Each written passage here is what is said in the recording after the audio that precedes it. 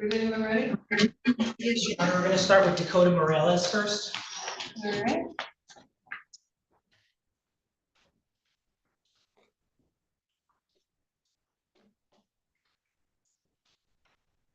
This is docket 25-1322FH, people of the state of Michigan versus Dakota Morales. Counsel, your appearance for the record. Good morning, Your Honor. EPA Bart Boggs on behalf of the people of the state of Michigan. Aaron Robinson, Assistant Public Defender for Mr. Morales. Thank you, sir. Please raise your right hand. Do you swear or affirm the testimony you're about to provide will be the truth, whole truth, and nothing but the truth under penalty of perjury? Yes, Your Honor. Thank you. Have you taken, you may put your hand down. Have you taken any medication yesterday or today? No. Are you supposed to be on medication you're not on? No. Any sign of fever, COVID, or other illness? No.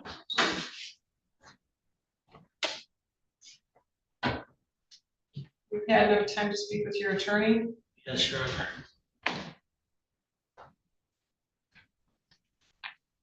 I am in receipt of a plea agreement, so there'll be a plea today, is that correct? That's correct, Your Honor. And sir, I have a address now in Phoenix Drive, which is different than I have on the felony information, is that correct? Yes. Okay, who lives there with you?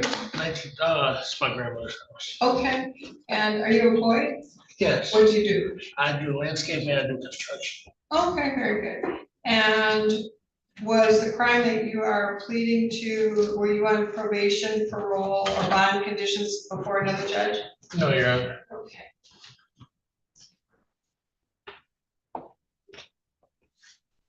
Are you a US citizen? Yes, Your Honor.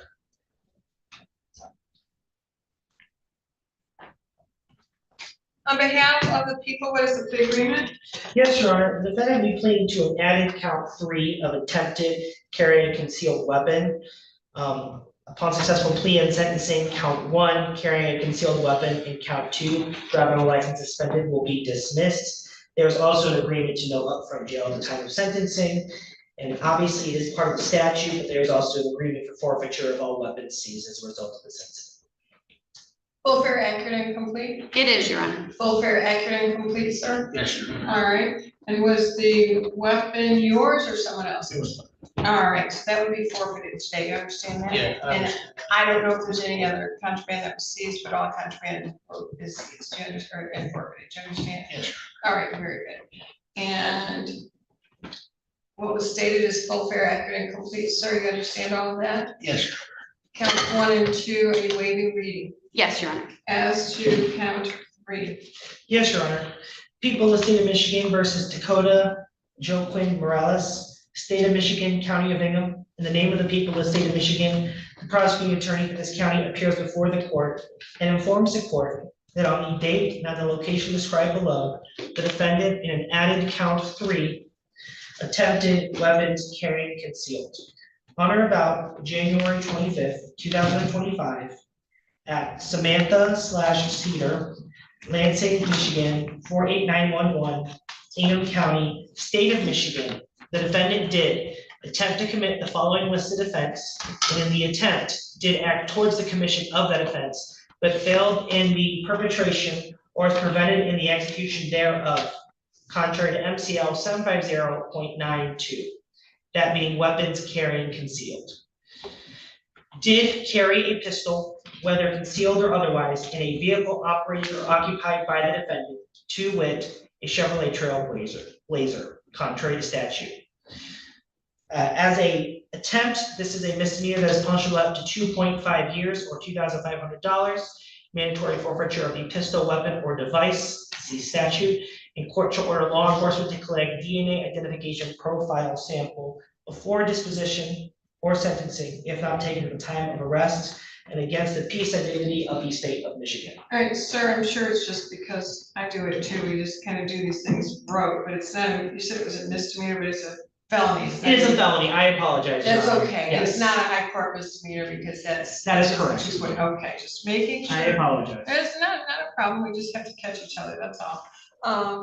Counsel, you would agree with all of that? Yes, Your Honor. All right, sir, did you understand what was just read? Yes, Your Honor. So you understand attempted carrying concealed weapon is punishable by 2.5 years for $1,250. And we already talked about the weapon and contraband being forfeited. Yes, Your Honor. It looks like you signed the advice of rights form. Did you read it before you signed it? Yes, Your Honor. Did you understand what you read? Yes. And if you had any questions about your rights, your attorney was able to answer those for you? Yes, Your Honor. And do you have any questions about your rights of this court? No, Your Honor. And sir, you're pleading of your own free will? Yes, Your Honor. No one forced, threatened, coerced you, or promised you anything other than the plea agreement? No, Your Honor. And you decided to plead after you talked with your attorney? Yes. And you've been satisfied with the representation of your attorney, is that correct? Very, Your Honor. All right. As to count 3, attempted carrying concealed weapon, how do you plead? Guilty.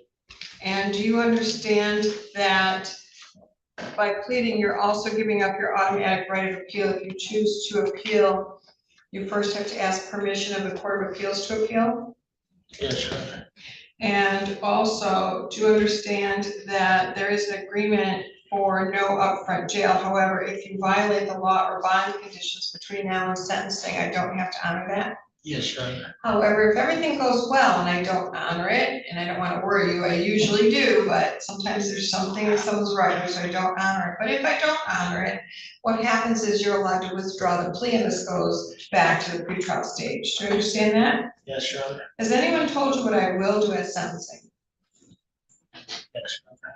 Well, have they promised you what I'll do at sentencing? I know your attorney, she's gone over very thoroughly options, but she or no one else has promised what will happen. Is that correct? No, Your Honor. That's not correct? Or that is correct? Oh, it is. I'm sorry. Yes, Your Honor. I'm sorry.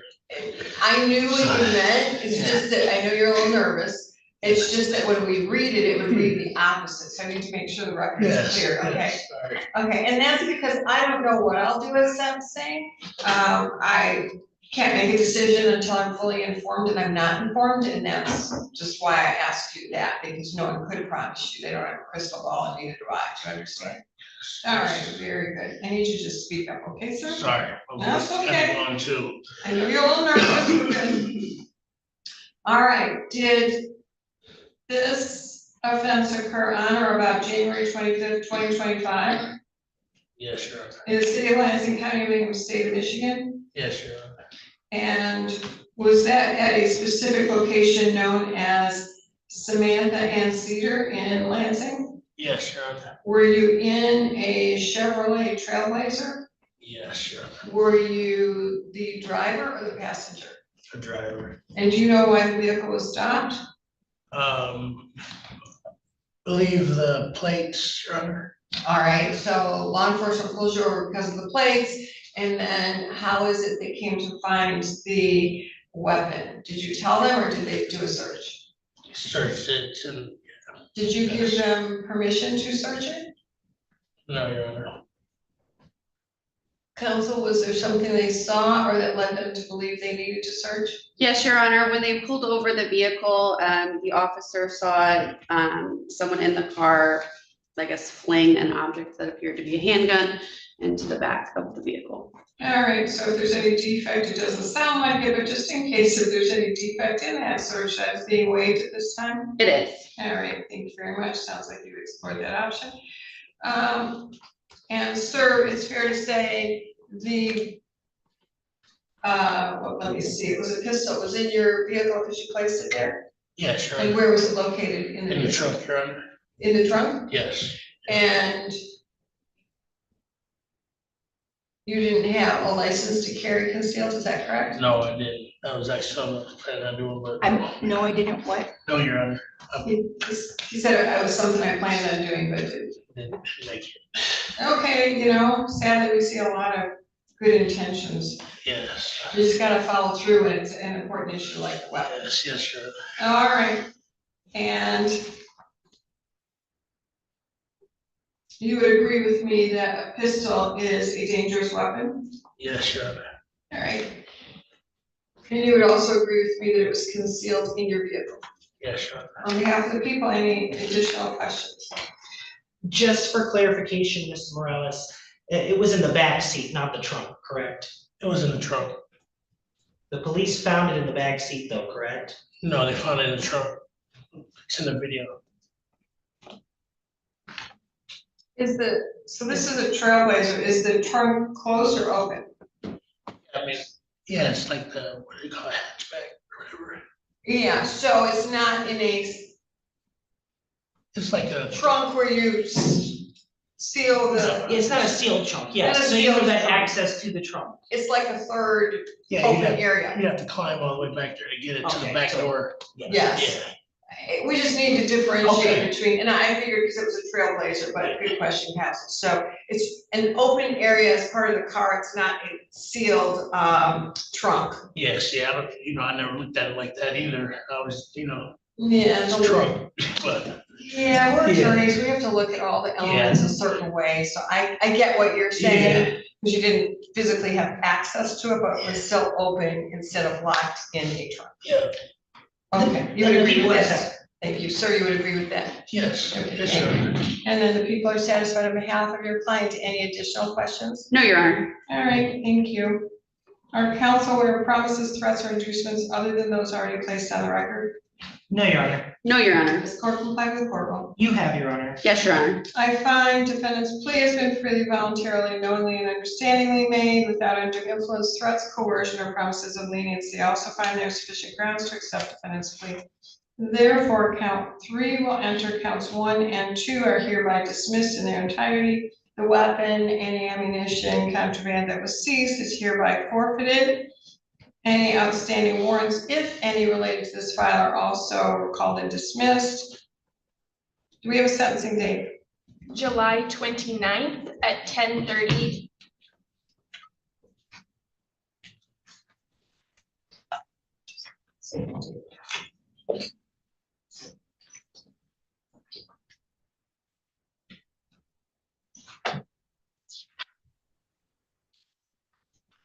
All right, July 29th at 10:30, does that meet with your schedule, council? It does.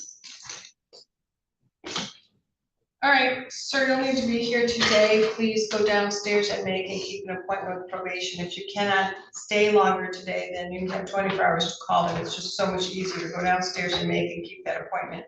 They need to do a very detailed pre-sentence investigation report, and we can't go to sentencing without it. If you missed that meeting, then I have a standing bench warrant, so you'll be picked up and you'll remain lodged until it gets done. Do you understand? Yes, sir. Any questions? All right, good luck to you, sir. Thank you. Thank you.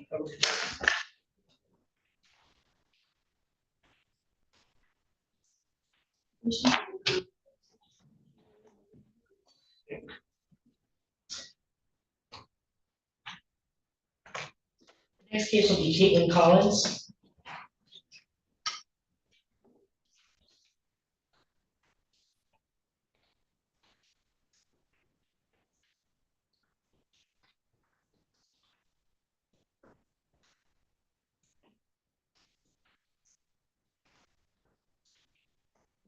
Runner man coach. Good, thank you. Been a while, nice to see you. Yeah, good to meet you.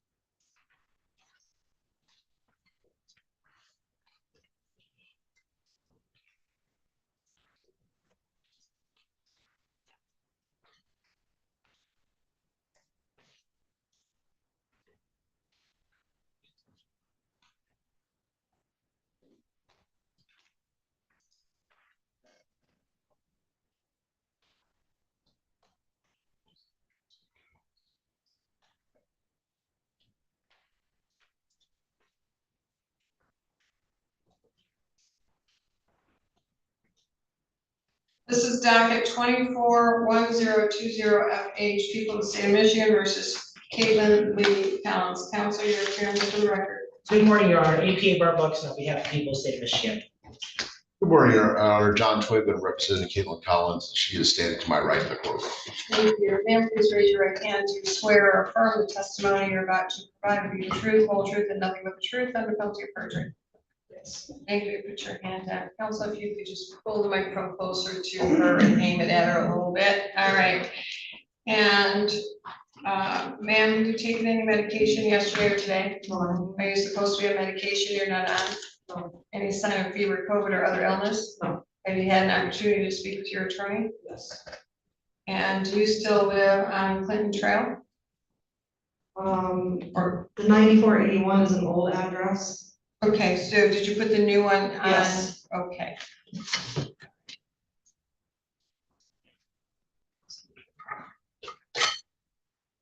And who do you live with, ma'am?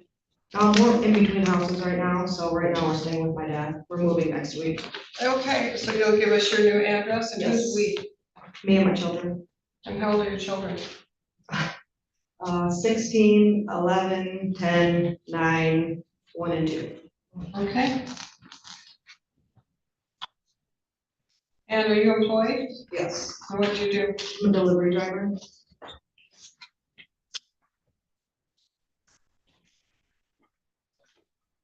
At the time you had these offenses, were you on probation, parole, or bond condition? No. Are you a US citizen? Yes. What is the plea agreement? Yes, Your Honor, the defendant will be pleading to an added count 4 of attempted possession of a loaded firearm inside of a vehicle. That is a 1-year misdemeanor after with the attempt, and added count 5 of use of cocaine, which is also another 1 year. Is she eligible for 7411? And Your Honor, give me one moment. I think I don't believe she's had a previous conviction or anything, have you? That's, I think she would be. So I'm gonna grant 7411 on count 5. Can't do anything about count 4, but I think it would be important for 7411 and count 5. Thank you, Your Honor. As long as you're all in agreement, and if it doesn't, we can always remove it at sentencing. My understanding, she has no previous offenses. And I don't see any previous offenses either, Your Honor. All right, one's public, one's not. We'll deal with that. I think we can just go to, and can we go to immediate sentencing? Yes, Your Honor. Looks like this is an old case. The people would have no objection to that, Your Honor. All right, let me just ask counsel, we have one public and one non. Would you like the courtroom cleared, or I think we can just proceed like this? I think we can proceed as to this. All right, so ma'am, what will happen is only one of your counts will show. So then after the requisite 5, 6, 7 years, you can also get that set aside if you wish. But you will need to do well on probation in order to have part of this be handled. Do you understand? Yes, sir. And you're willing to do that? Yes. Okay. And And Your Honor, upon successful plea and sentencing, count 1, count 2, and count 3 would all be dismissed. There was also an agreement for the forfeiture of all weapons and contraband seized. And They've already been seized.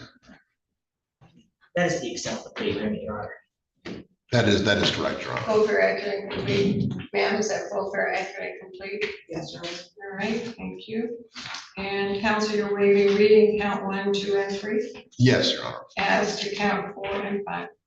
Yes, Your Honor. People of the state of Michigan versus Caitlin Lee Collins. State of Michigan, County of Ingham. In the name of the people of the state of Michigan, the prosecuting attorney for this county appears before the court and informs the court that on the date and at the location described below, the defendant in an added count 4 attempted possession of a loaded firearm in a vehicle on or about November 23rd, 2024 at Cedar and Willoughby, Lansing, Michigan, 48911, Ingham County, State of Michigan. The defendant did attempt to commit the following listed offense in the attempt did act towards the commission of the offense, but failed in the perpetration or was prevented in the execution thereof, contrary to MCL 750.92. Weapons, firearms, possession of a loaded firearm in or upon a vehicle.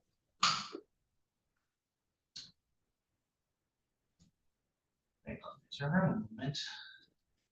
It's okay.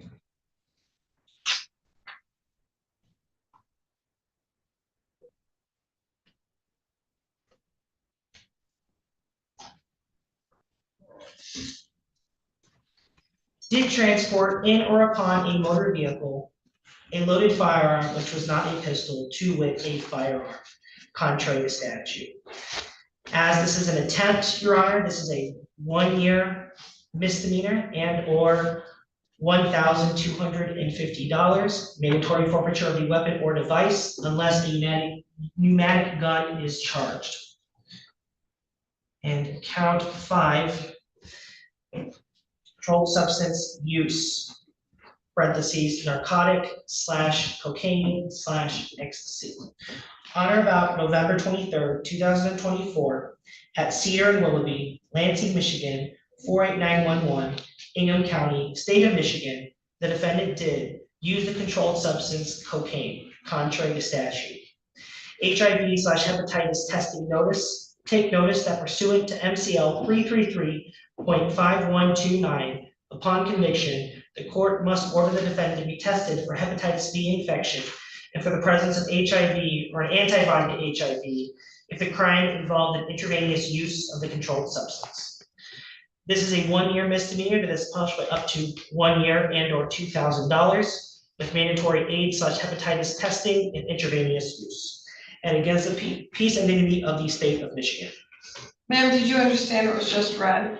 Yes, Your Honor. So you understand count 4, attempted possession of a loaded firearm in a vehicle is a misdemeanor punishable by 1 year and or $1,250, and count 5, use of cocaine is a 1-year misdemeanor and or $2,000. There'll be forfeiture of all contraband, including the weapon. Yes, Your Honor. And ma'am, when you were arrested, were you high? Yes, Do you still remember what happened on your own, or has someone told you, or have you read the police report? That's how you remember? I remember what happened. Okay, very good. And it looks like you signed the advice of rights form. Did you read it before you signed it? Yes, Your Honor. Did you understand what you read? Yes, Your Honor. And if you had any questions, was your attorney able to answer those? Yes.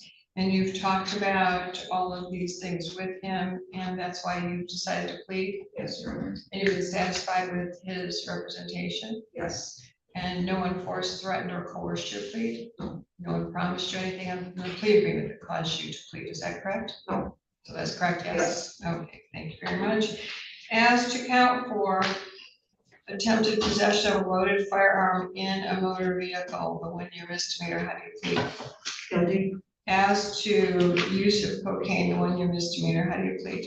Guilty. Do you understand that by pleading, you're giving up your automatic right of appeal? If you choose to appeal, you first have to ask permission of the Court of Appeals to appeal. Yes, Your Honor. And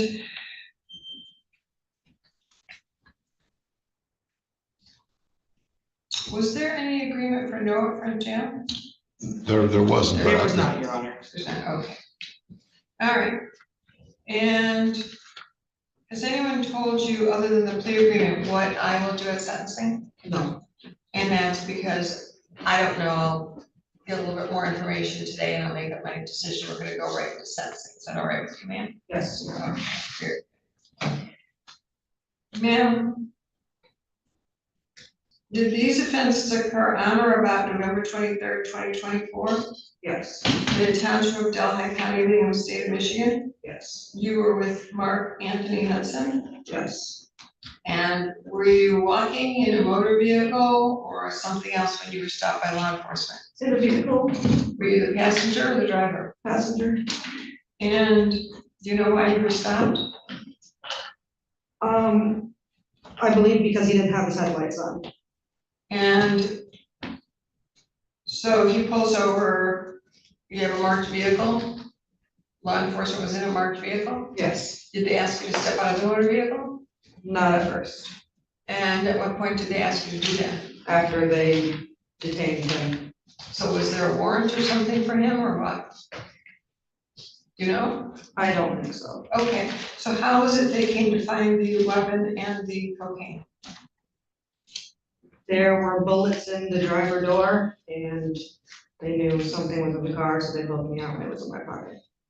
Okay, so they saw the bullets and then were concerned about a weapon, so that would be for officer safety, and, they did end up finding a weapon? Yes. Was it yours? No.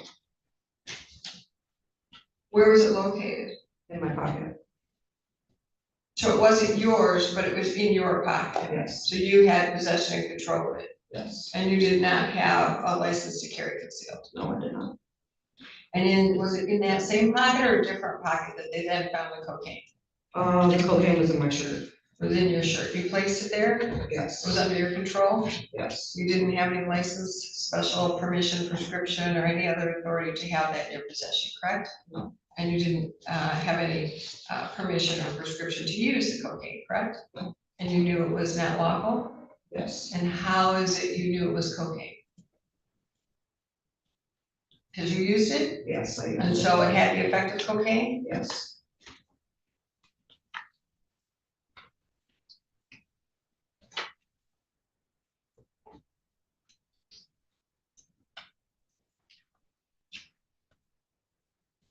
Was there a test to verify it was cocaine?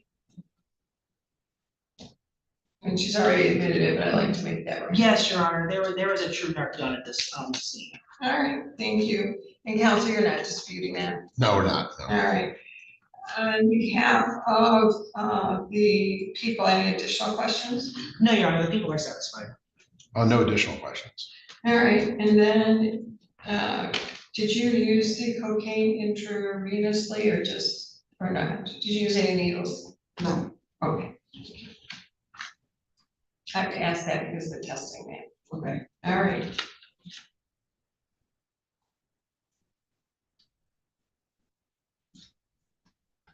Our counsel, there were promises, threats, or inducements other than those already placed on the record. No, Your Honor, No, Your Honor.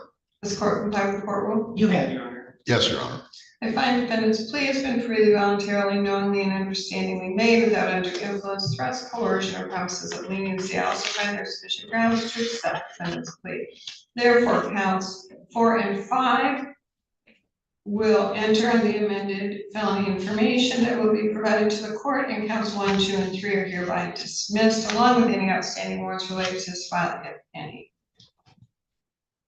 The what's forfeited is the weapon and any contraband, cocaine, etc., paraphernalia, whatever was found, that is hereby forfeited. I take it the weapon was not yours. No, All right.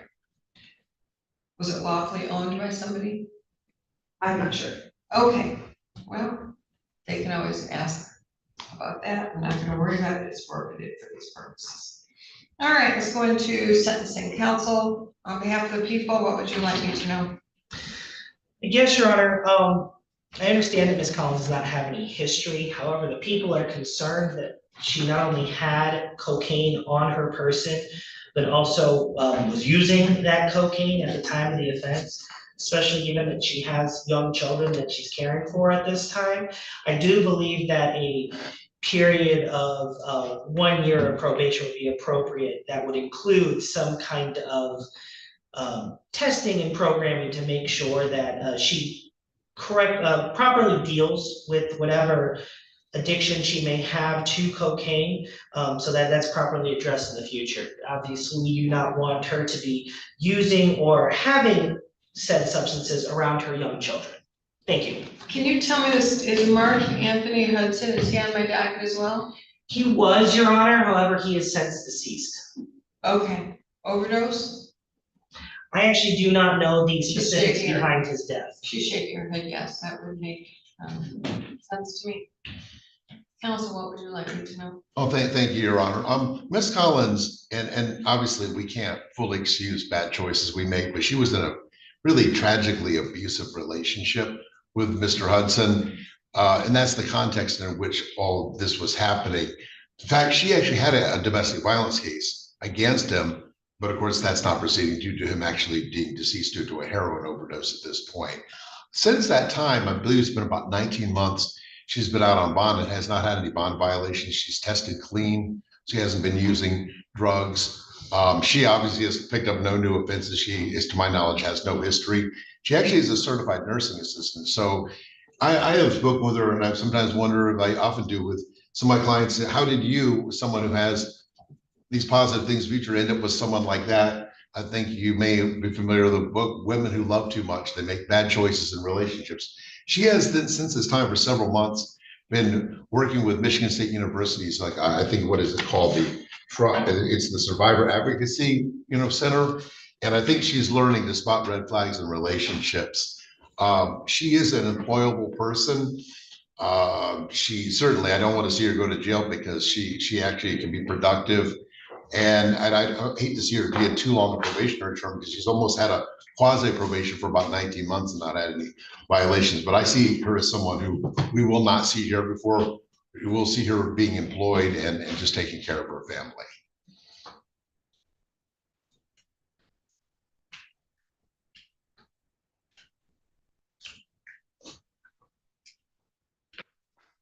Was CPS involved, ma'am? No.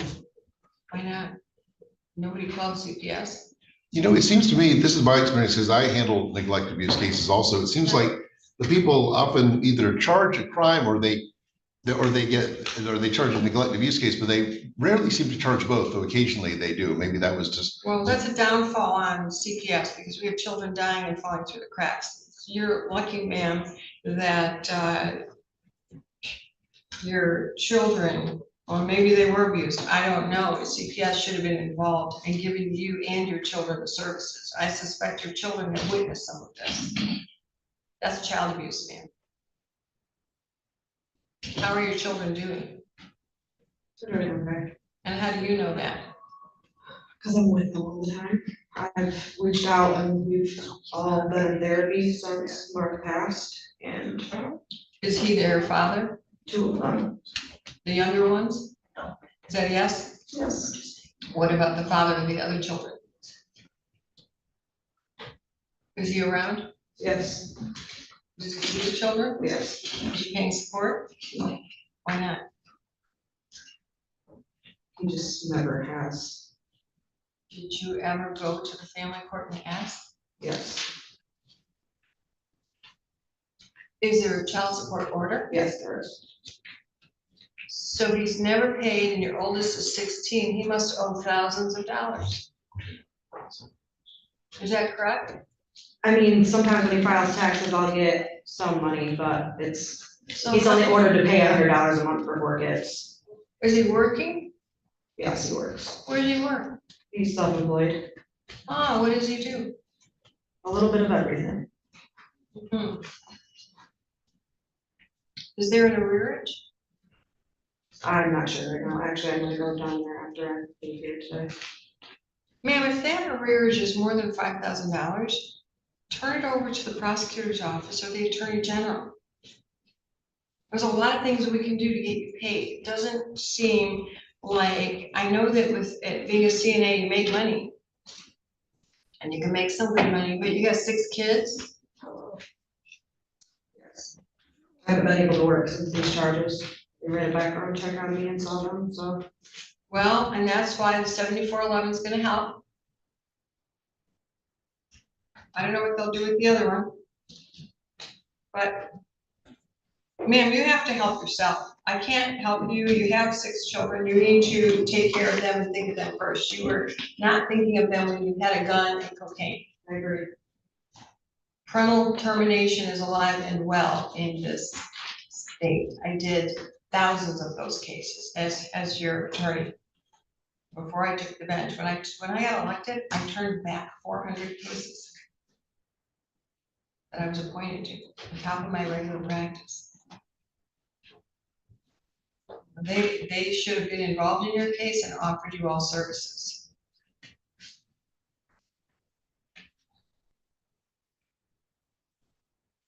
So tell me what you have been doing since your arrest. I've been staying out of trouble. I've been going to therapy. I've worked a lot with the MSU Safe Place. I do therapy through them as well. I meet with advocates every week. I go through Michigan Works and I have a direct worker there that I meet with every week, trying to find employment. So do you have a degree? I have an associate's degree. You have an associate's? Okay. And what's it in? Business management, So you are capable of getting another job. absolutely.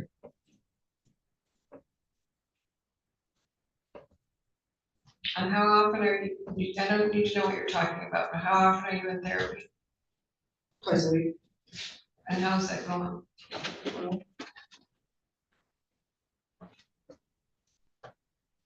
And who's helping you out with the kids? Like, where are they now?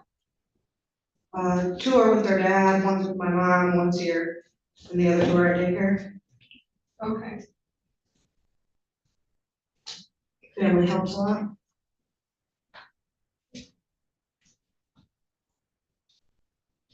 Are you being drug tested? Yes, How often?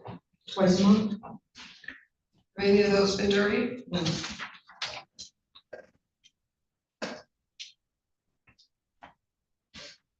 Any weapons in your home? No.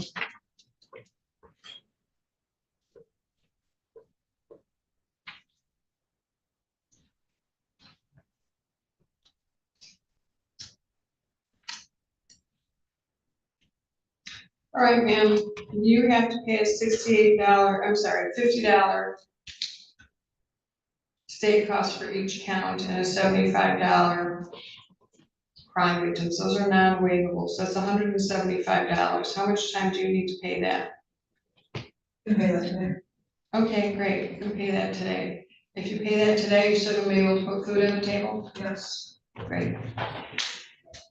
I'm gonna put you on probation for 3 months. You will not have to pay probation oversight. I would agree that you have been putting yourself on probation during these months. I'm not going to make it longer. However, during these 3 months, if there's any other crime, bad behavior, drugs, anything going wrong, I'm gonna put it to the full 2 years that I can do. Yes, sir. You have 300, how much jail did you spend? Good night. So you have 365 days jail with credit for one, well, it's be 2 days. The balance of the jail is held. I can use any or all of that time, and if I use any of that time, I will call CPS. Okay.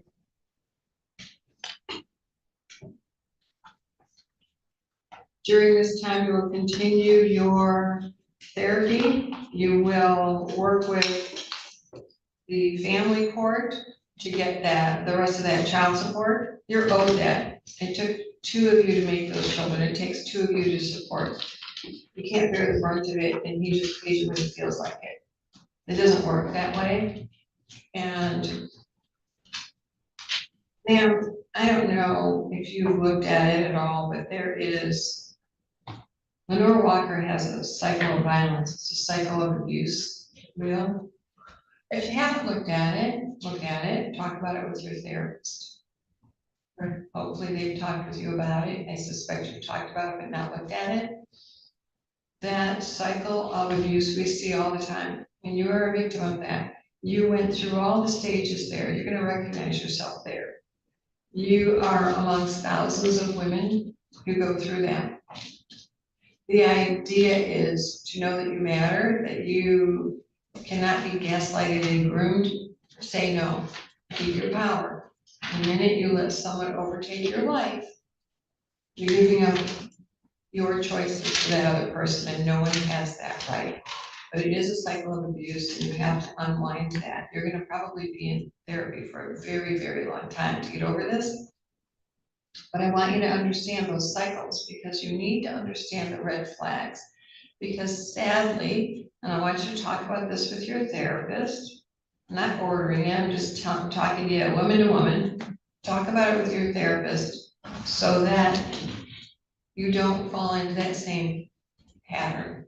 Because what we see is women finding the same kind of man over and over and over again. So I need you to break that cycle, show your children what real love is, recognize the flags, and break out of this cycle of abuse. None of it was your fault, but you have to undo years of abuse and somehow feeling like you deserved it, because you didn't.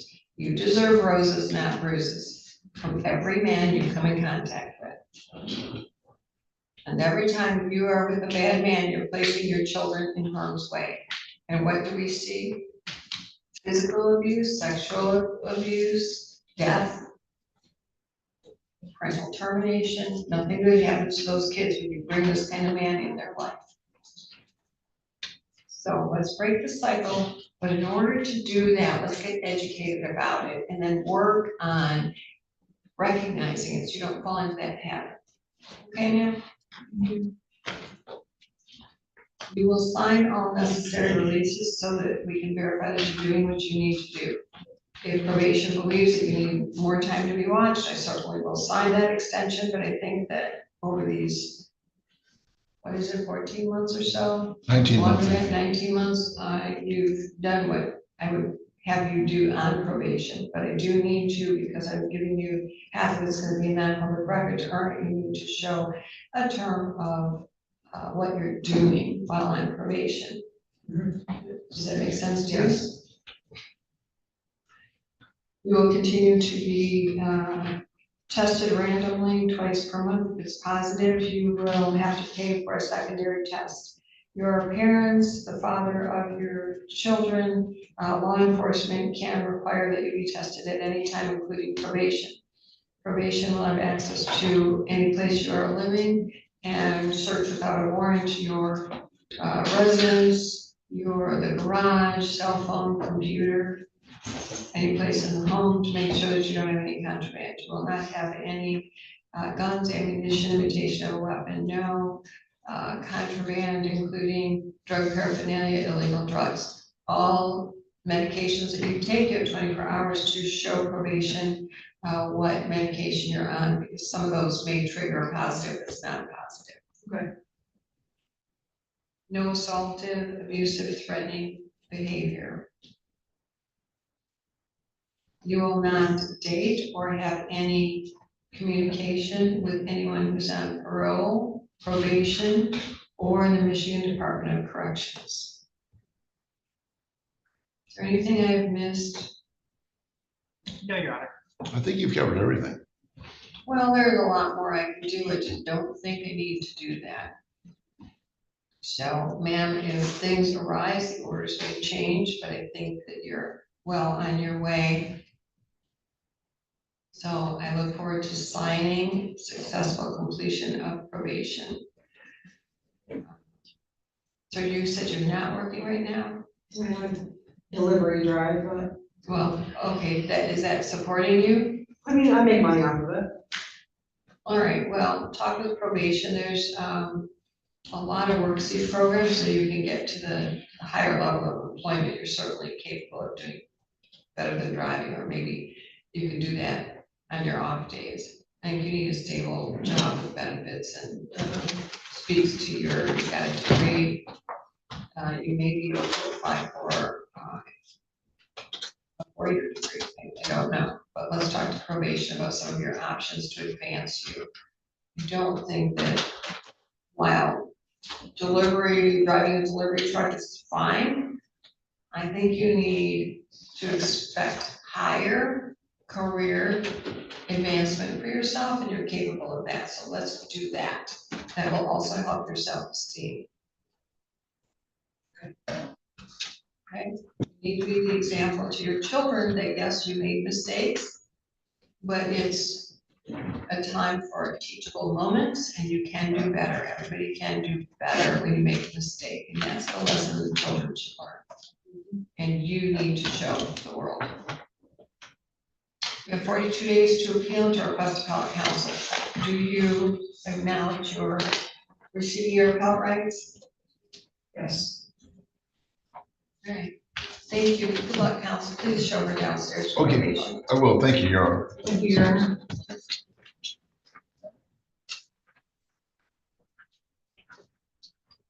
We're gonna have to clear the courtroom for the next hearing. All right, if you're not related to the next hearing, please go out in the hall. We'll call you back in just a few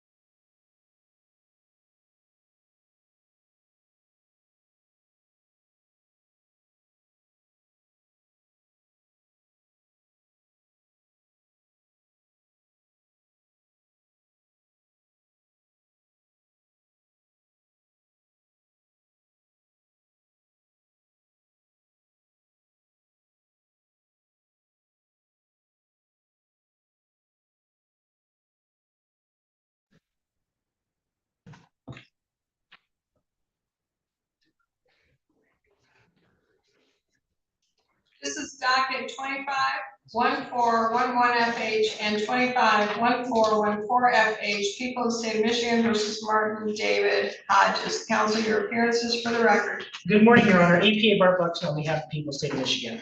And thank you, Your Honor. Jonathan Foreman, Office of the Public Defender, here with Mr. Hodges, who is appearing from the Michigan Department of Corrections. I'm seeing that he's muted right now. So he might need to do something on his end to get himself Sir, unmuted. can you unmute or ask someone to unmute you? It looks like there's a countdown he's holding up, Judge. Okay, thank you. And Very good. Can you hear me? Yes, I can. Thank you, sir. he waived his in-person appearance for the sentencing hearing at plea hearing. I'm sorry, he waived his what? His in-person appearance for his sentencing today at plea hearing, but perhaps we should confirm that on the record here today too, Judge. Thank you. And just remember to slow down. You don't want a speeding ticket. I know, Judge. I apologize. Okay. All right, sir, please raise your right hand. Do you swear or affirm the testimony you're about to provide to be the truth, whole truth, and nothing but the truth under penalty of perjury? Yes, ma'am. Dave, you put your hand down. You have a right to stand next to your attorney, but I understand you were in agreement to stay there and do this on Zoom. Is that correct? Yes, ma'am. So if you need to talk with your attorney, please let me know and we'll put you in a confidential breakout room, okay? Okay. Have you taken any medication yesterday or today? Just what they give me here for my, Okay, For I my- don't need to know for what. what? Is it anything that would interfere in your ability to understand the court No, or ma'am. your attorney? ma'am. And is there medicine you're supposed to be on that you're not on? no, Any sign of fever, COVID, or other illness? no, And you've spoken to your attorney? yes, ma'am. And have you reviewed the pre-sentence investigation report? Yeah, Did you need more time with that? no, ma'am.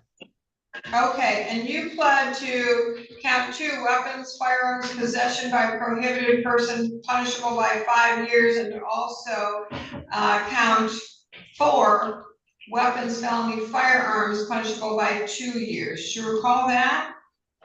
Yes, ma'am. All right, thank you. Any corrections, additions, deletions on behalf of the people? Yes, Your Honor. Looking over his criminal history, specifically on pages 9 to 10, number 16, it states that the defendant's final charge was a controlled substance use methamphetamine, which they marked as a Class G felony. I just want to make clear that that is a misdemeanor, so I believe it would be more appropriate to write misdemeanor instead of Class G on that. And that's at the top of page 10. I made that change. I take it there's no objection. Certainly not, Judge. All right, thank you. Any other corrections? And then does that go to the scoring? Did that cause a problem? It does, Your Honor, Okay. which I would get to at the time. Okay, thank you. Any other corrections, Not from the people. counsel? Not from the defense, Judge. All right, then let's go to the scoring and see what we have to change there. So PRV2 is currently scored at 5 points, I believe, in regards to that use that is actually a misdemeanor. So that would change PRV2 to 0. That would, however, change PRV5 to 5 points, is that he would now have 2 misdemeanors in the 10-year period. Okay, so then the total changes to what, 40? 50. Or 50, okay. You would agree with that? Yes, Judge, and that does not change the level. Correct. And are there any other corrections? No, Your Honor. Not from the defense. And then what about on the cover page? Did they get that correct where they list the number of felonies and misdemeanors? They have 6 felonies and 11 misdemeanors. Should it be 12 and 5? I believe so, Your Honor.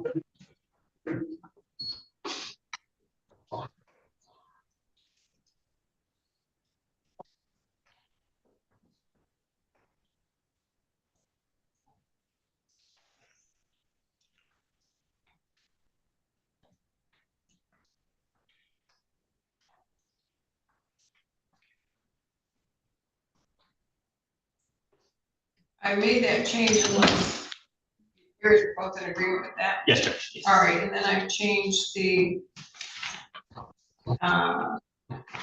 total PRVs to 50.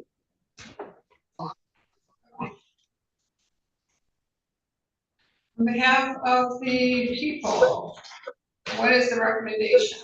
Yes, Your Honor, the recommendation I would be following is what is in probation, the probation recommendation as well, which would be a sentence to a 13-month prison term on count 2 consecutive to count 4, and with count 4 being the mandatory 2-year consecutive prison term. I believe that'd be appropriate given the situation in this case, Your Honor, and given that the defendant is currently in custody. I understand that there were some issues in getting him here. I apologize, Your Honor. As soon as I got on your docket, I was doing my best to try and get this taken care of.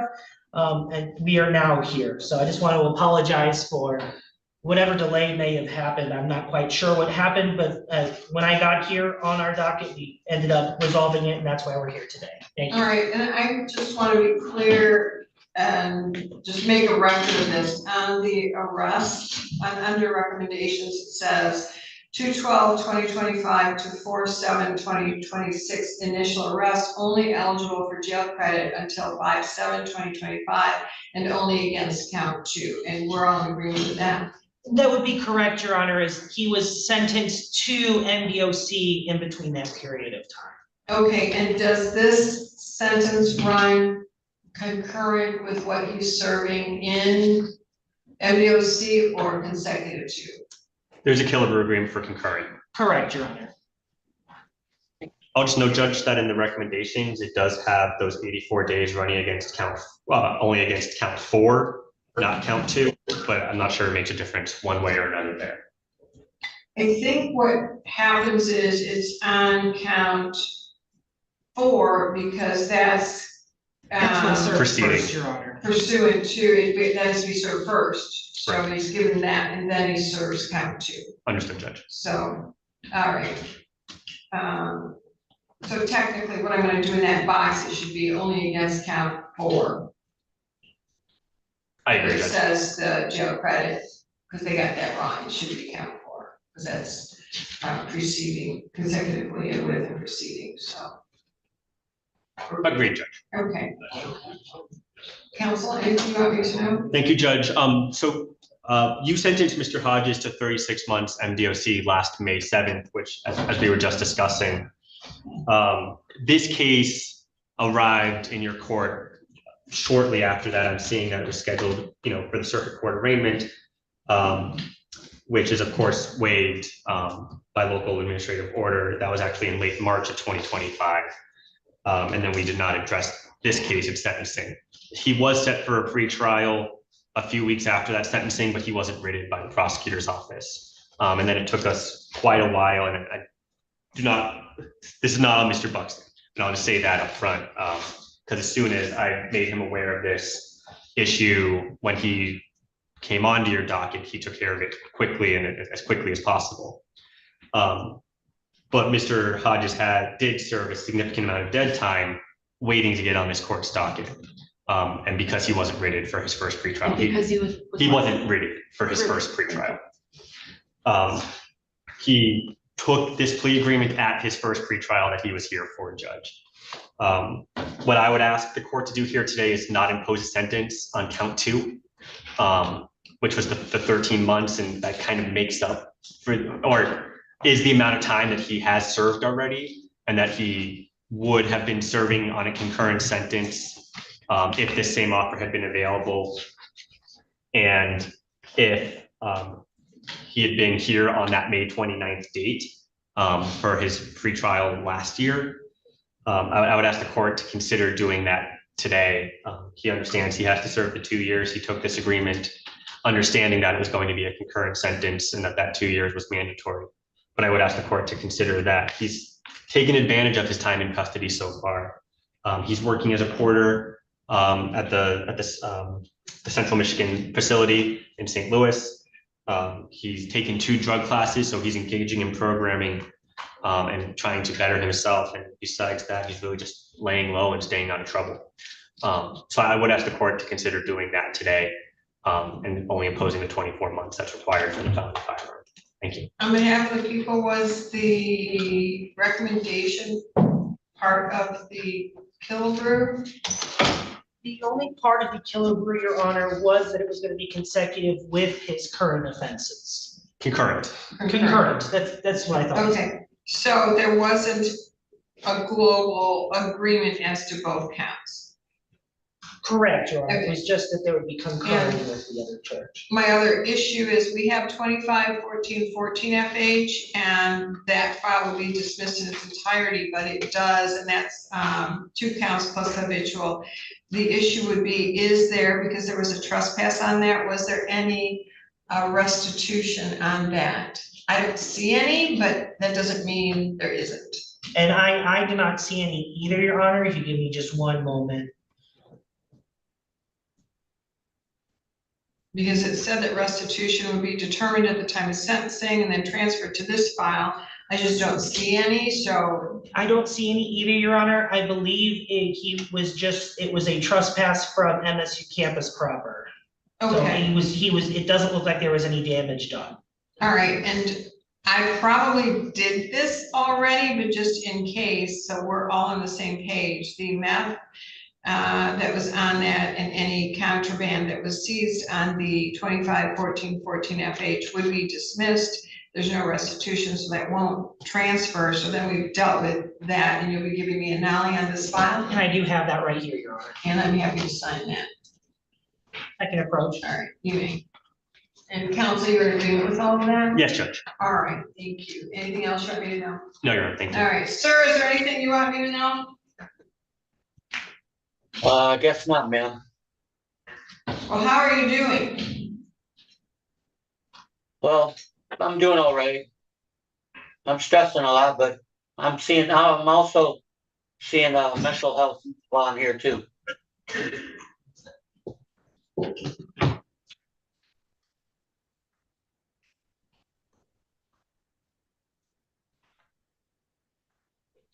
So are you getting treated for the substance abuse while you're in there?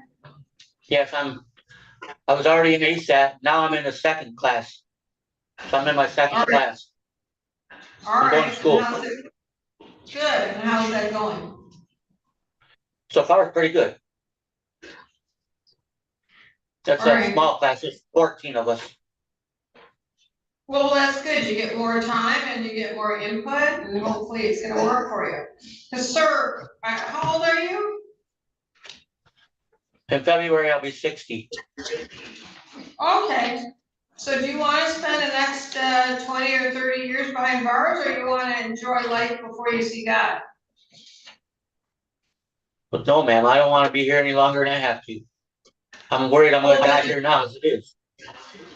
Well, you should be worried. So, no guns, no illegal drugs, no criminal behavior.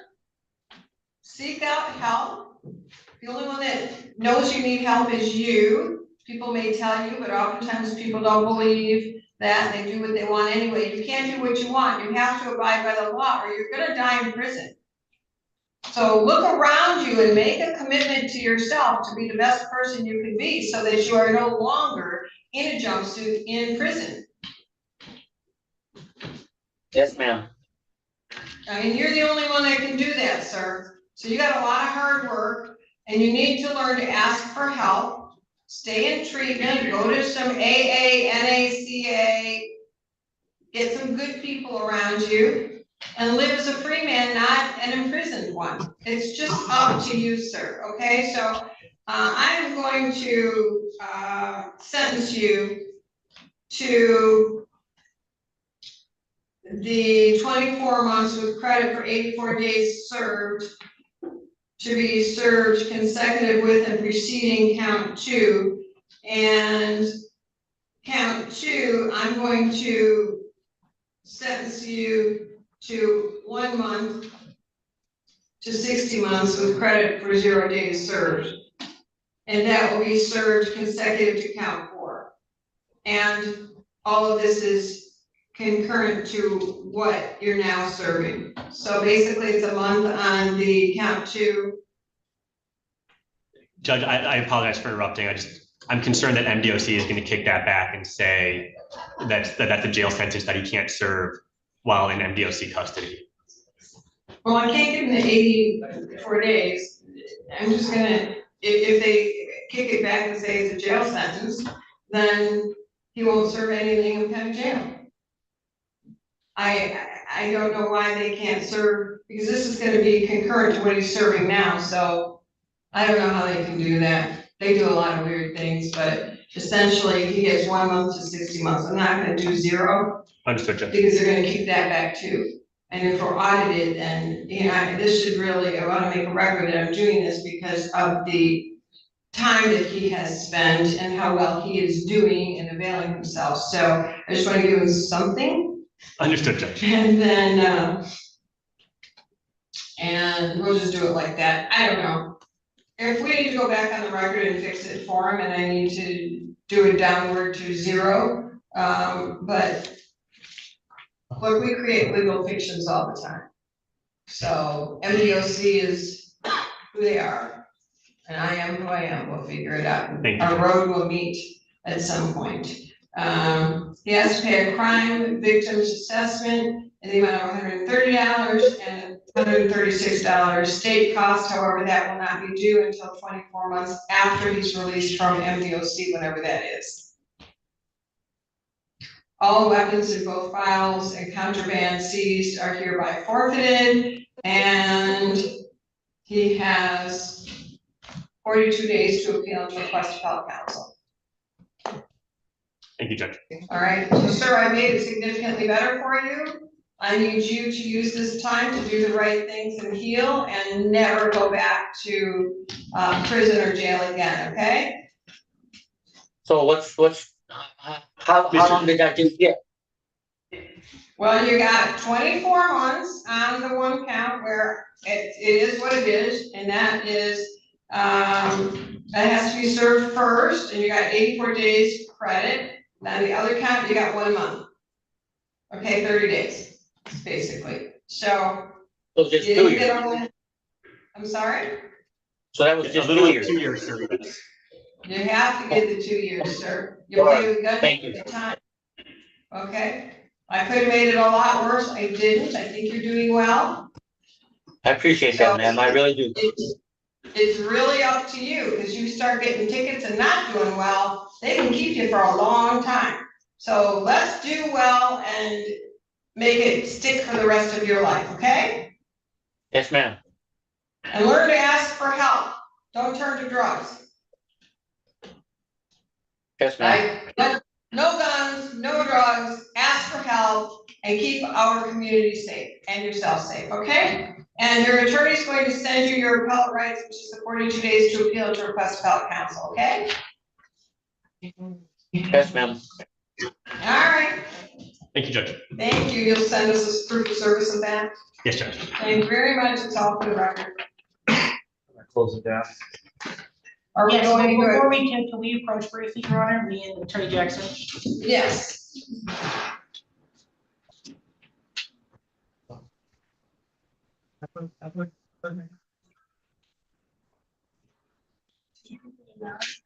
Yes, okay.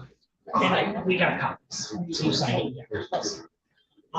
So Tyler Brown most likely will miss, except for So I'm- sentencing, he's in custody, because he's picked up new charges.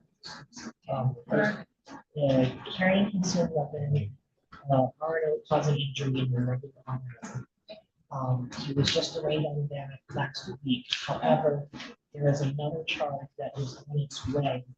That's a felony assault and a felony crime. And I guess that was my question, is if you want to pursue those sentencing today.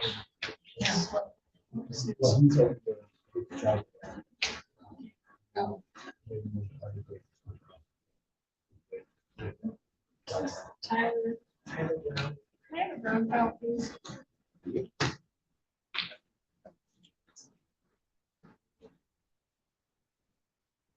He's not being working on that. For his assault from charges yet. The office just sent over the packets It's kind of this one.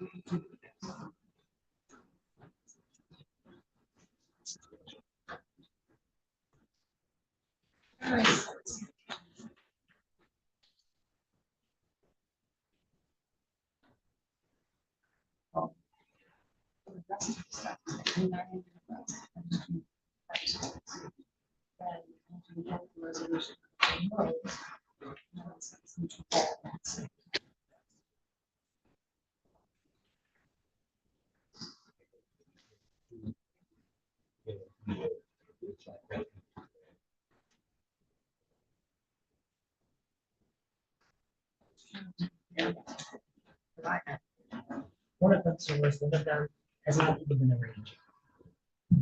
So, well, we've submitted the packet as of this morning. I understand that, I'm just letting you know that's coming.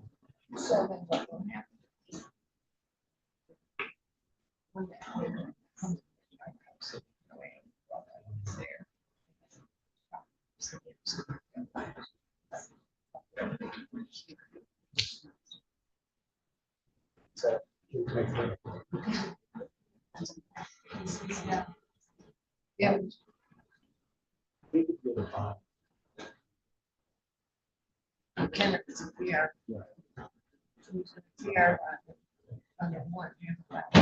I do.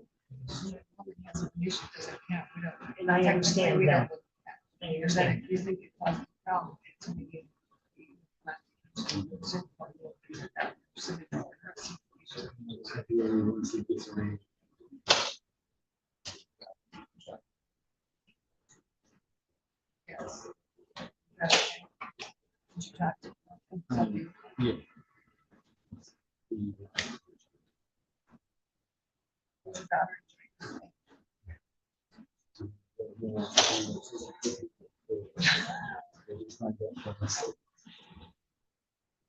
So we'll do that. Yeah. So we'll just do this. Yeah, I'm gonna go through everything. Just do that.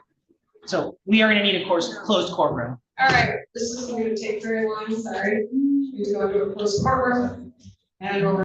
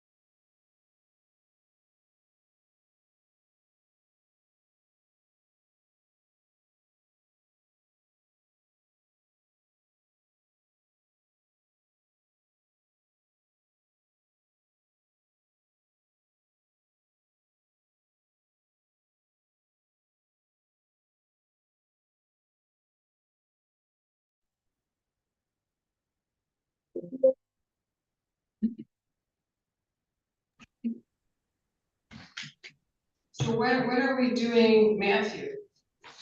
That one might be. That's when at 3:30, Your Honor. you're- Yeah, it might be depending on the magistrate. Because Attorney McCray is in a meeting right now from noon until 3.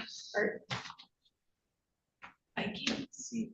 Okay, so the 9:30, Anthony, Matthew, if anybody's waiting for that, are we on? There are people out. All right, if anybody's waiting on Anthony, Matthew, that. Judge, Huh? the poll is right there. Okay, what are we gonna do then? You didn't give it to me yet. No, so I was gonna write it on this. We do it Monday?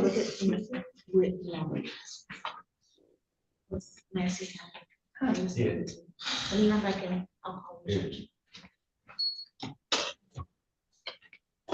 There were people that drove in from Wisconsin out there, so we were trying to get it back on Zoom. This one? Yes. Well, I don't. So why can't we do it? I don't The understand. defense attorney said. Oh, the defense attorney said? Yes. Okay. On this side. No, the 9:30 Matthew has been moved because the defense attorney's sick, so let's just, 'cause I don't know how many people are on Zoom waiting. It seems like there's a lot of people on here that are waiting. So let's just put it on the record. We're not meeting, right? No, we're not. What's the date, Jim? June 18th.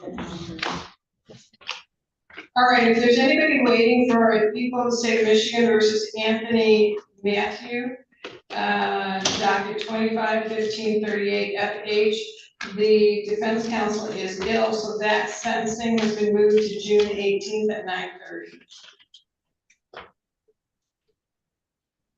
Are they on Zoom or in the courtroom? Who? Brian. I'm sorry, who are you I was talking seeing if about? those family members were here No, physically. they're physically outside. Oh, they're And physically. I don't, yeah, if you can bring them in, I can tell them, Yeah. but Sounds there's good. also several people on Zoom, I don't know who's waiting for what, but that seems to me that people are possibly waiting for that. I don't want you to wait all day for nothing.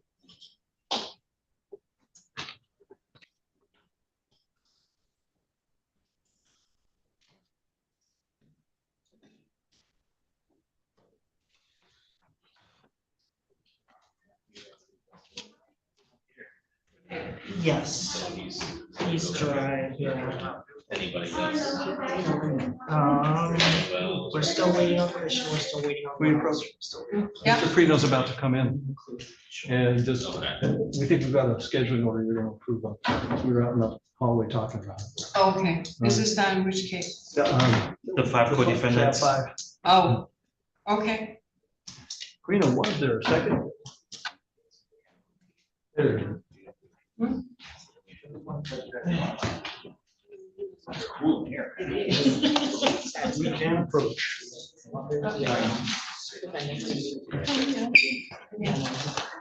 Hi, Judge.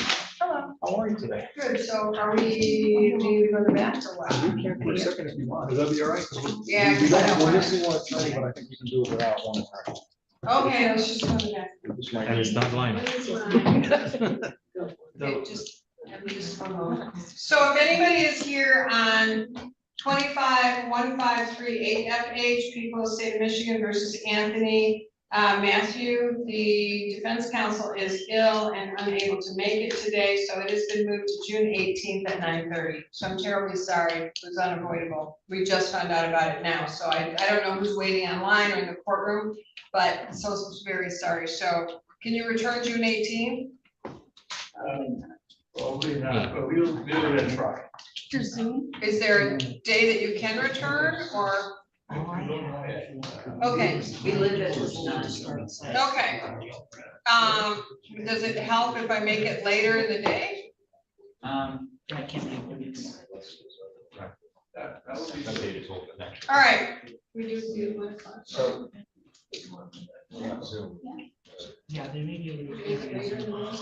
Apparently, council can't make it later in the day, so June 18th at 9:30. If you are not available to be specifically in the courtroom, you certainly we'll give you my card, there's a Zoom number, and you can also watch it on YouTube. Okay, you're on. And then I don't know if you wanted to speak, but you certainly can speak on Zoom, Oh. all right? Okay, thank you, you're on. Terribly sorry, unavoidable, all right. So I need to speak with, and thank you. All rise.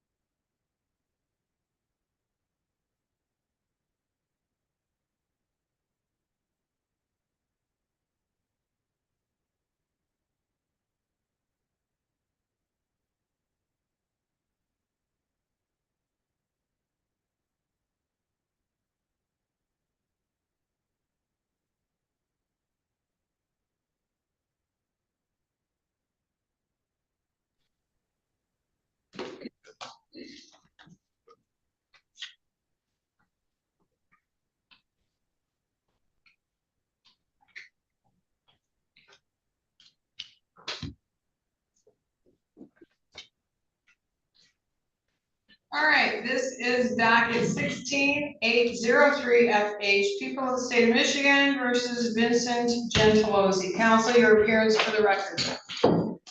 Good afternoon, Your Honor. APA Bart Buxton on behalf of the people of the state of Michigan. Good afternoon, Your Honor. Michael Anderson on behalf of Mr. Gentilozzi, who does appear personally to my left. Thank you. Would you please approach the podium? I'm sorry. Podium? Oh, yes, sir. Thank you.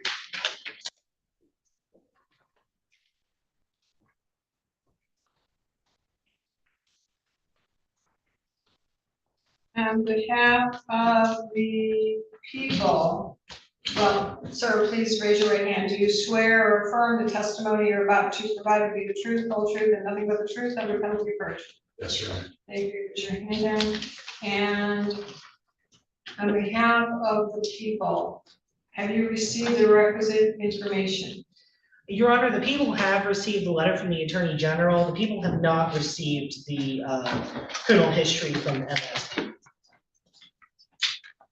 Well, I would imagine the Attorney General has reviewed that. Your Honor, I would assume so as well, Your Honor, based off of their response. Yes, Counsel, do you have? I do. I did receive that. It Can you looks provide like, it to the prosecutor, please? yeah.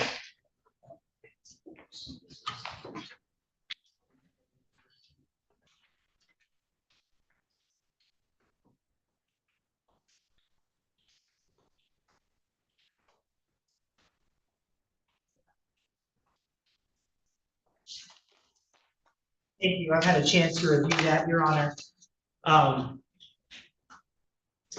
In regards to this case, Your Honor, the AG letter specifically states that he may be eligible to set aside.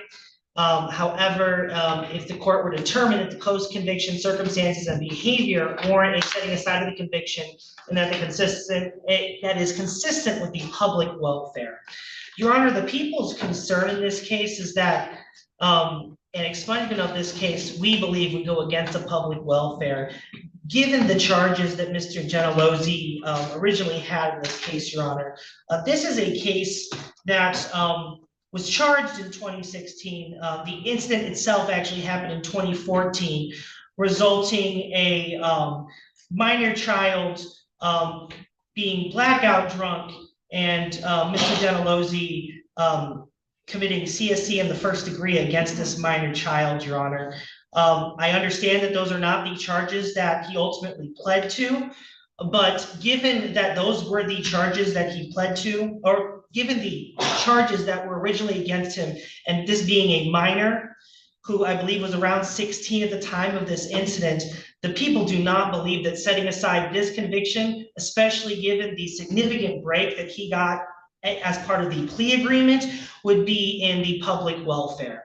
So the people would be not on board with this expungement and ask that you reject the expungement in this case, Your Honor. Thank you. Well, there have been no charges. This is 10 years ago. There's been no new charges. Is the victim here, the alleged victim? Because these were nolly crossed. So that's not I understand what you're saying. I see these, it's a horrible record, 3rd degree, 1st degree. I don't know the circumstances, but he has not been adjudicated on that except for dismissal. So for me to take that into consideration as if he is still a danger or is a danger, when there's no new charges and the people saw fit to nolly-cross it, I don't know that that is fair or part of the system.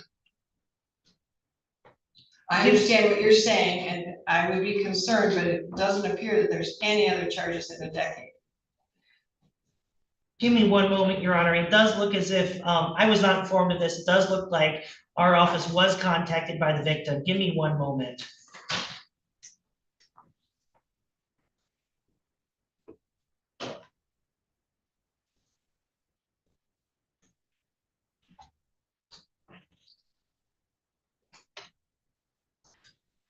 It does appear, our office, Your Honor, that our office did send out a letter to the victim regarding this hearing. Our victim advocates did also make contact with the victim directly.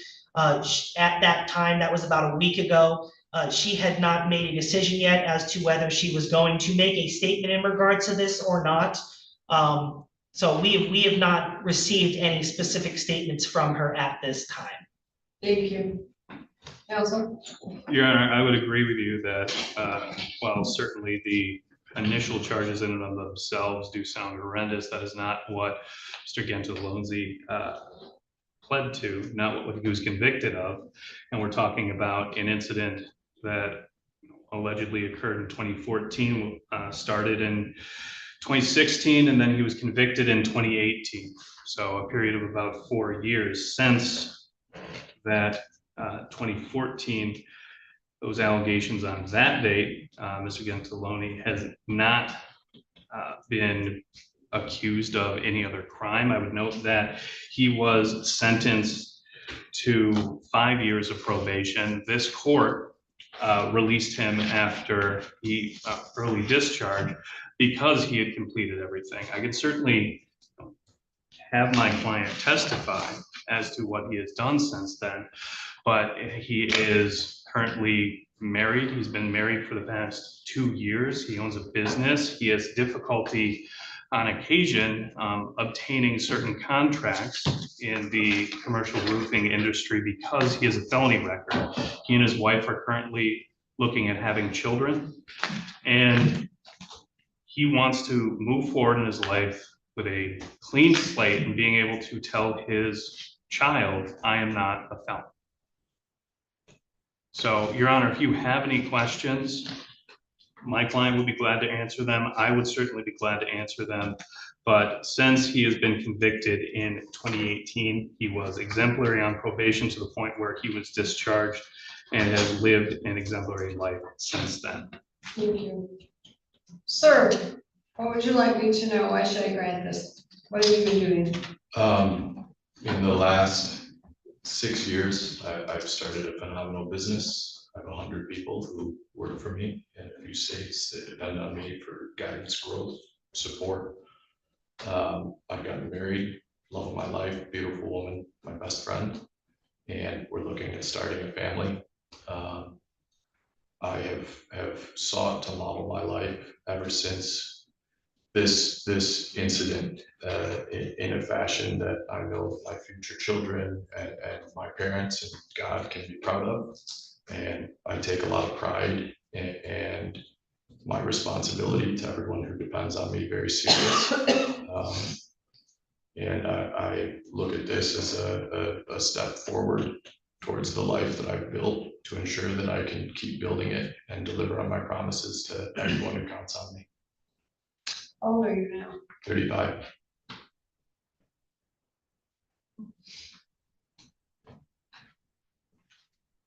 So the 35-year-old man is much different than the 25-year-old who stood here.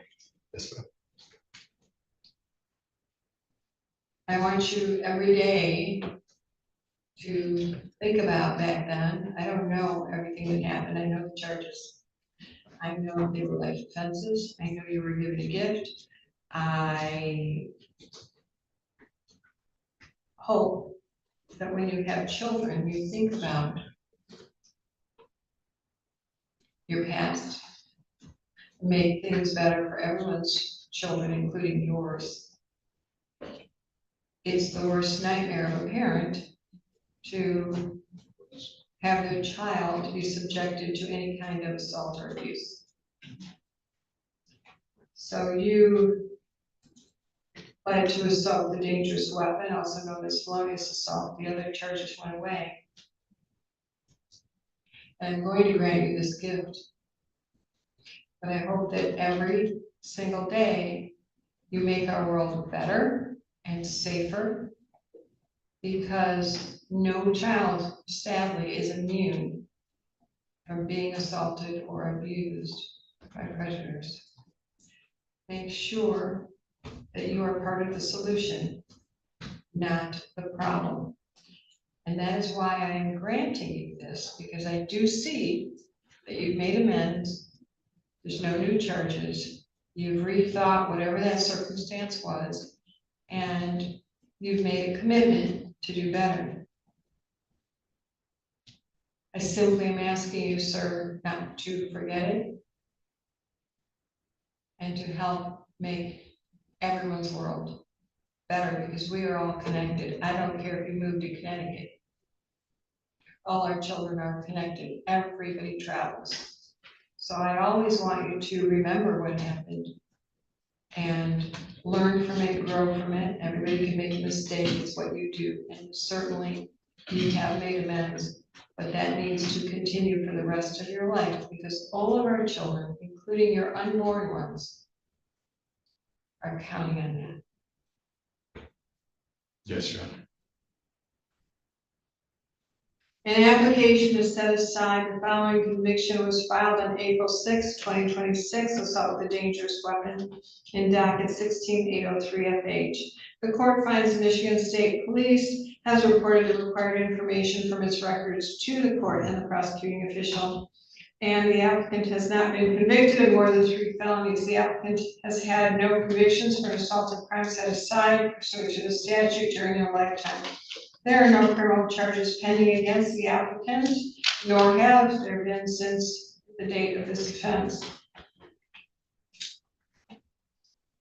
The applicant is requesting that an offense punishable by, I think that was punishable by 10 years or more than 10 years imprisonment be set aside, and the applicant has not previously had a felony conviction for the same offense set aside pursuant to the statute.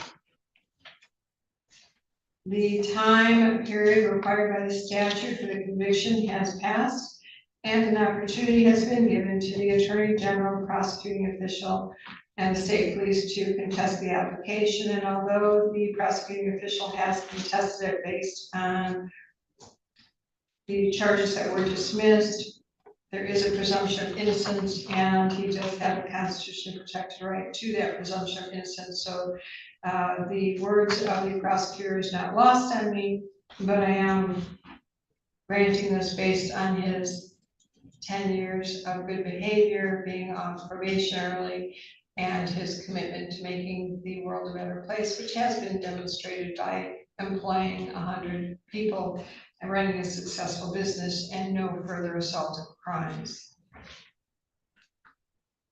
Therefore, circumstances and behavior of the applicant from the date of the applicant's conviction to the filing of the application warrant and justify setting aside the conviction, and it is consistent with justice and public welfare. The application is granted as to the conviction listed in item 1. And pursuant to the statute, the Michigan State Police shall maintain a non-public record of the order setting aside conviction of the arrest, fingerprints, conviction, and sentence of the applicant in the case to which this order applies. If the court or arresting agency maintains a record of the arrest, biometric data, conviction, or sentence, that record shall be non-public and not used for any purpose unless authorized by law. This has been read, dated, and signed in open court. Sir, I don't recall the victim's name in this. It's not in my file. It's in the file that's, I'm sure, in storage. I don't know who she is. I suspect you do. If you run into her in town, please go the other way. We do not need to trigger her. And although you're not guilty of that, let's just keep everything clean and honor what she went through regardless of the outcome. And that those charges were dismissed. Do you understand? Yes, Your Honor. Can you do that? Yes, Your Honor. All right. Well, I understand you have a lovely life. The last order of this court is for you to go out and celebrate. Please approach.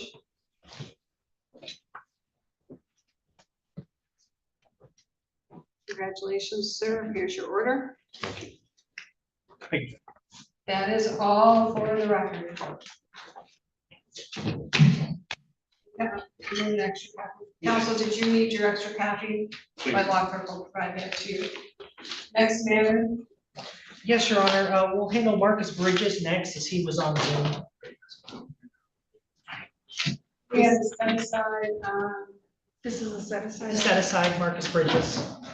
Ready, Your Honor. Hold on, I gotta find this one. it's 11 o'clock on page 2, midway. You should already have it. This is document 967069 FH, people of the state of Michigan versus Marcus Bridges. Counsel, your appearances for the record.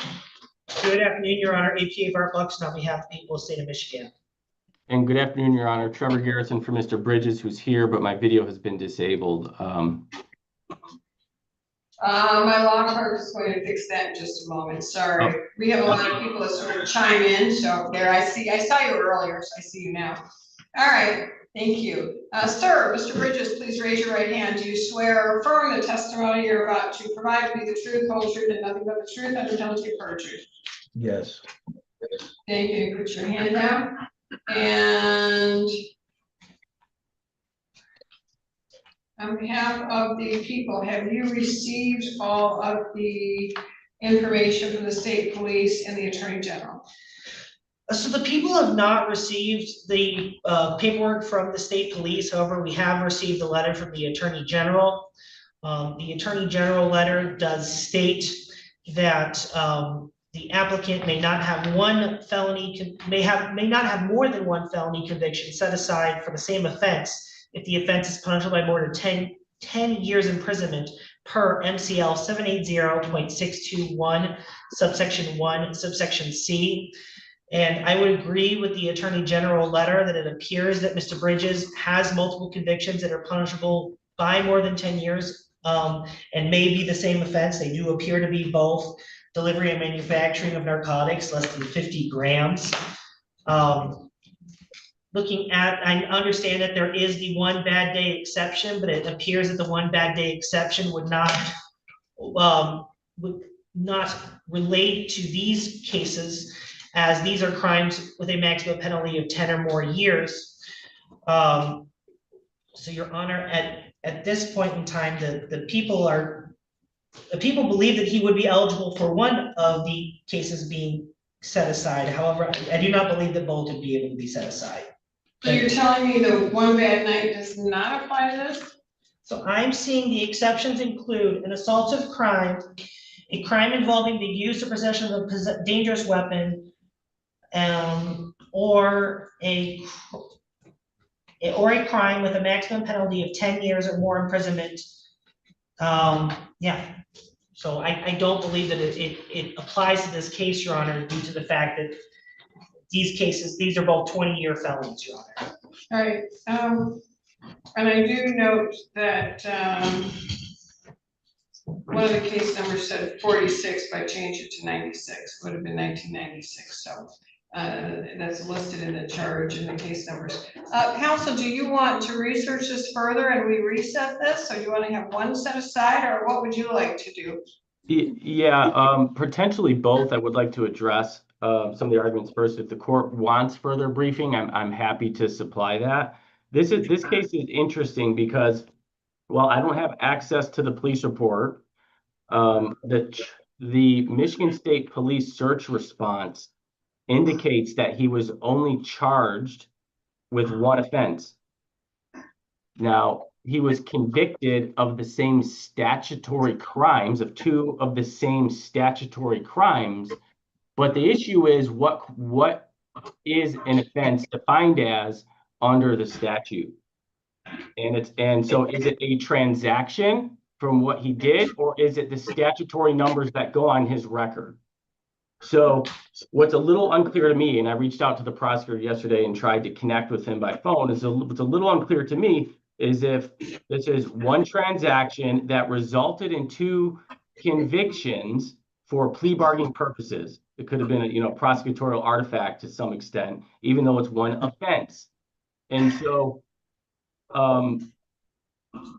that's what we're, cautiously optimistic that the court would adopt. I mean, according to his record, he was only charged with 1 crime. People plea bargain things all the time. It doesn't mean they did it twice. It means they did it once. I mean, in this instance, I've expunged convictions for people who have been in and out of prison several times. This guy has received lifetime probation, got off early, did everything he was supposed to do, has maintained employment ever since then, is trying to get loans and open his own business as a CDL driver. You can't do that with a felony conviction, or it'd be extremely difficult to do that.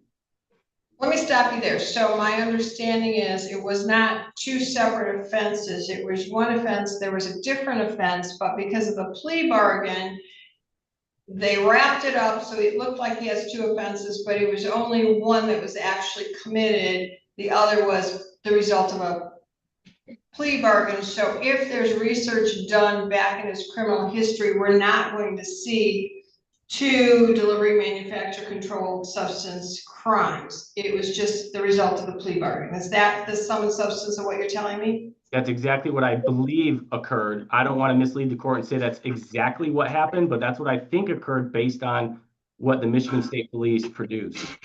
Okay, do we have that acknowledged in the police report? So the issue that our office has, Your Honor, is this is a 1996 case. We do not have access to that police report. I can, if you give me some time, I can see if we can get access to it, but it was not digitized with the rest of our files, so it is not in our system. All right, here's what we're gonna do. I'm granting it because I'm going to hold that there was plenty of time to get it, nobody got it, and I'm going to trust that counsel has done enough research on this so that he had 2 different counts, but as a result of a plea bargain, it ends up looking like the same animal, but it really was 2 different animals. It's just the nature of the plea bargain, and I'm gonna grant it. I don't know if that's gonna come back on us or not. We've made a record, but I think that it's only fair to read this against basically the people, no offense to the people, but to police, people, whoever do their paperwork, and the legislature for not looking at this. They never come and ask us, what's the problem? Can we legislate this different to clear up these problems? So I'm just going to read into it that they didn't mean to have this result when it was a result of a plea bargain. And since everything's digitized and lots of papers have been lost, destroyed, and they're difficult, I'm not going to hold him hostage to a paperwork dilemma. That doesn't mean, counsel, that we might not be back here and somebody says, Aquilina, you messed up. I'm happy to take that slap, but right now I'm not gonna give you that slap to your client. I'm gonna hope it just goes through and everybody lives with this based on the circumstance that you have described. Does that make sense to you, counsel? Yes, Your Honor. Thank you so much. All right. So, an application is set aside. The convictions was filed on April 6, 2026. The court, having heard the arguments, does believe that although there are 2 with the same PAC code, they are different or were different because of the crimes that were actually committed, but as a result of a plea agreement, there ends up being 2 with the same PAC code, when in fact, that was simply a result of a plea agreement, and it does comport with the statute when looking at the underlying crimes that occurred at this time.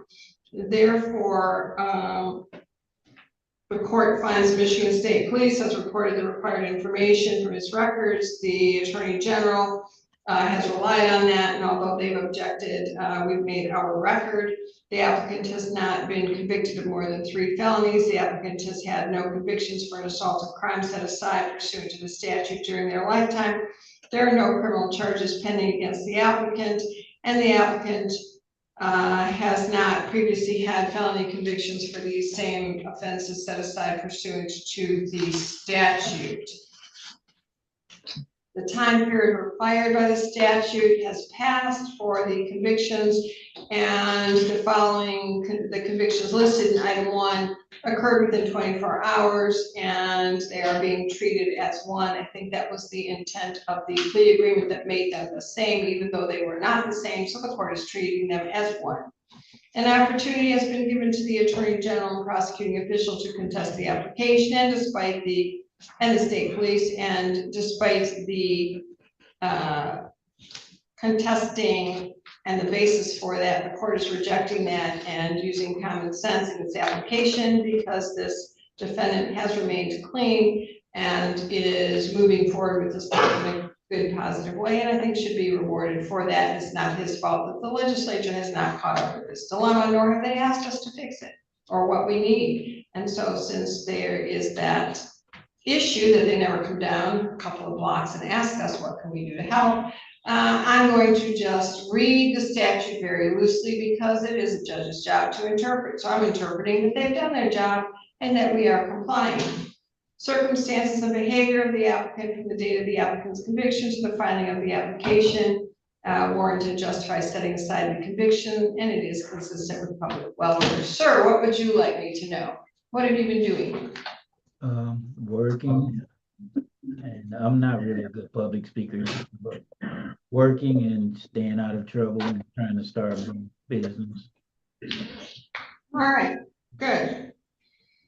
The application is granted as to the convictions listed in item 1, and pursuant to the statute, the Michigan State Police shall maintain a non-public record of the order setting aside conviction and of the arrest, fingerprints, conviction, and sentence of the applicant in the case to which this order applies.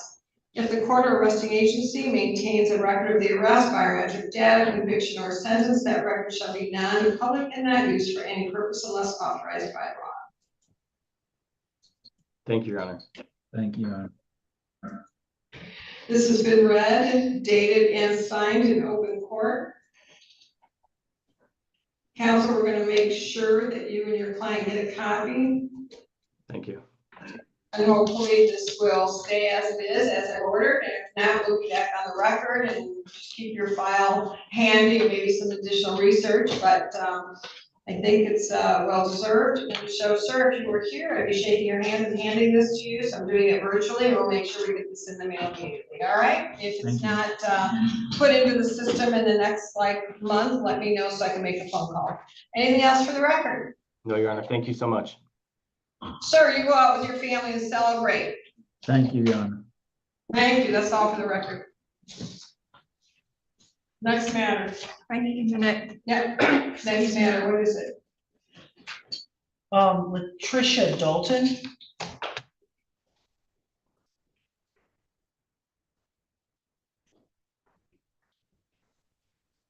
Hi, hello, I'm here.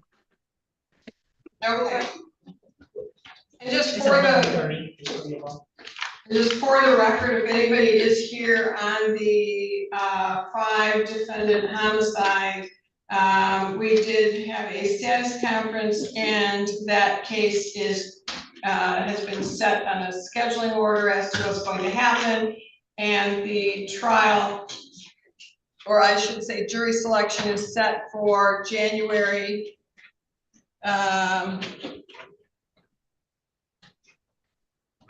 let me tell you, January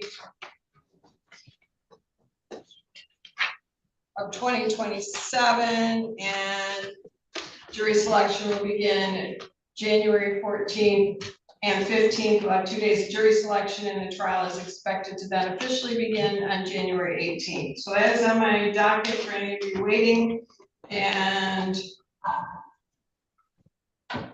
we have pre-trials and other things scheduled.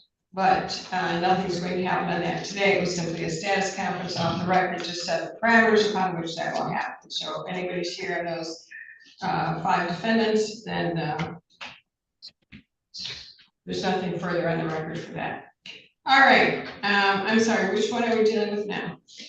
Dalton. Patricia Dalton, Your Honor. Dalton? And, all right, this is docket 13-467 FH, 10-805 FH, 16-1025 FH, People of the State of Michigan versus Latricia Dalton. Counsel, your appearance for the record. Good afternoon, Your Honor. APA Barb Buxton on behalf of the people of the state of Michigan. All right, ma'am, please raise your right hand. Do you swear or affirm the testimony you're about to provide will be the truth, whole truth, and nothing but the truth under penalty of perjury? I do. Thank you. Put your hand down. On behalf of the people, I have the proposed order. I assume you have that as well, as long as you have the, or as much as you may have that. Do you have the Attorney General report, state police report? And is there any objection in regard to these 3 files? I do not have the state police report, Your Honor. However, I do have the letter from the Attorney General that does state that on all 3 files, she would be eligible as long as her post-conviction circumstances and behavior warrant a setting aside, and that it's consistent with the public welfare. The people would leave it in the court's discretion, Your Honor. All right, thank you. Ma'am, what have you been doing since then? You had a whole bunch of files and now many years passed. What's been going on with you? What have you done? I've been working. I moved to Tennessee, and while I've been here, I've gotten my licensed estheticians. Well, I became a licensed esthetician, and that's what I've been doing since then. I currently hold 2 jobs, one doing lashes and one working at Amazon.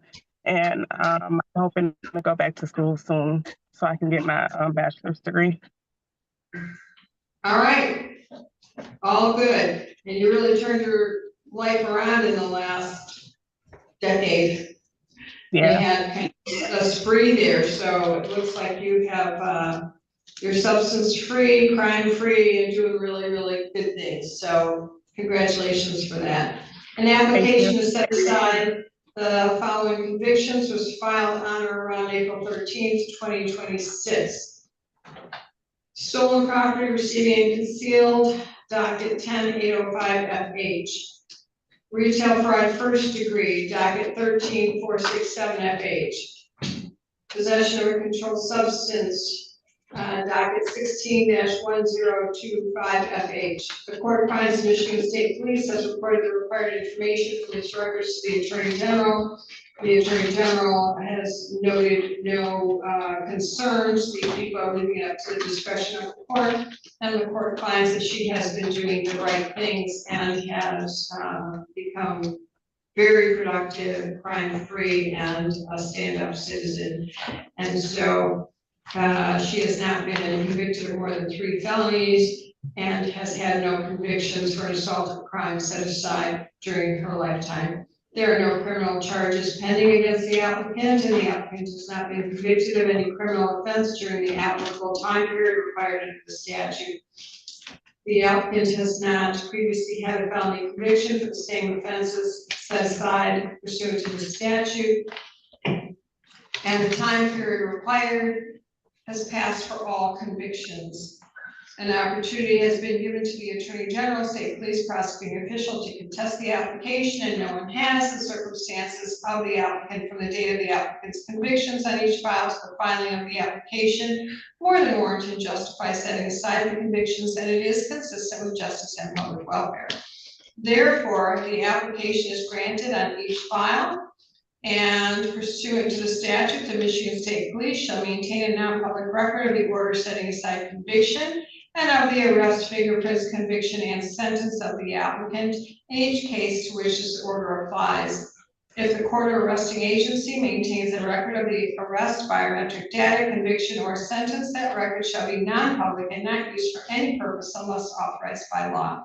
This has been read, dated, and signed in open court. Ma'am, if you were here, I'd shake your hand and give you your order, so I'm doing that virtually. We're going to make copies and get that in the mail to you at once. And the last order of this court is to go out with your loved ones and celebrate. Can you do that? Yes, thank you. You had a great accomplishment. You certainly earned it, deserve it. Good luck to you, man. That's all for the record. Thank you. Can me and Attorney Silverthorne approach briefly, Your Honor? Certainly. Lunch anytime soon?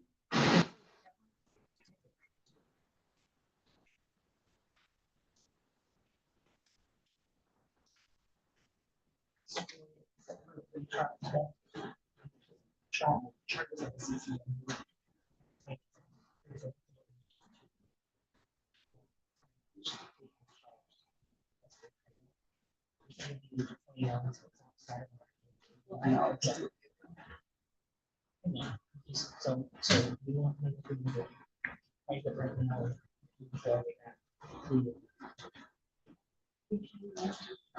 He's not here. This is, and it's, that's the reason why we travel 1 o'clock. I just told the defense attorney that they're on, so. Yeah. So. what else do we have?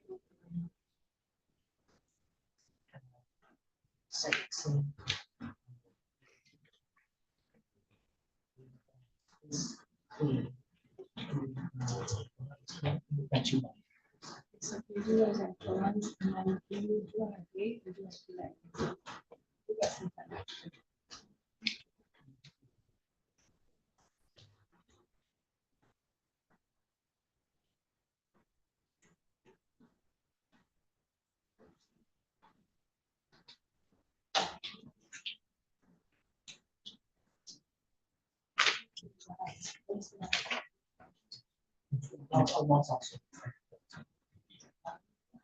That is, it is yeah.